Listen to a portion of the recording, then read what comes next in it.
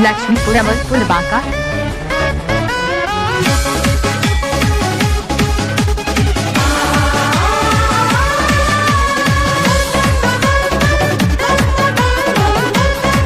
DJ राज बिहारी कुमार लक्ष्मीपुर। न जीने की खुशी न मौत का गम, जब तक है दम महादेव के भक्त रहेंगे हम।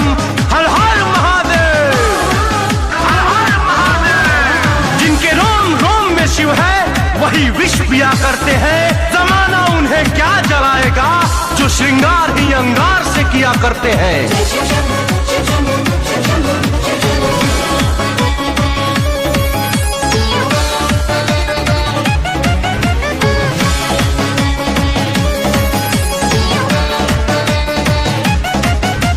दुश्मनों की गोलियों से हम मरा नहीं करते, भोलेनाथ के दीवाने हैं।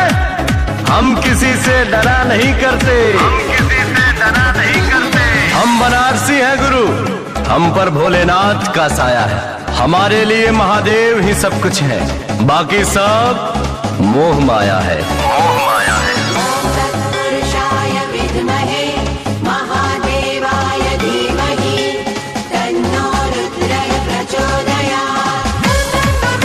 डीजे राज बिहारी कुमार लक्ष्मीपुर। ओम नमः शिवाय, ओम नमः शिवाय, ओम नमः शिवाय, ओम नमः शिवाय।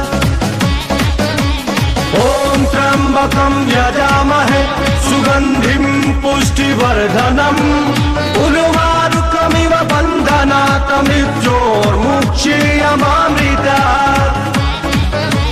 हर हर महादेव शिव शंभो काशी विश्वनाथ गंगे। हर हर महादेव शिव शंभो काशी विश्वनाथ गंगे। गरज जाए गगन सारा, समंदर छोड़े अपना किनारा, हिल जाए जहान सारा जब गूंजे महाकाल का नारा। हर हर महादेव। अकाल मृत्यु वो मरे जो कर्म करे चांडाल का, अरे काल भी उसका क्या करे जो भक्त हो महाकाल का। हर हर महादेव। डीजे राज बिहारी कुमार लक्ष्मीपुर।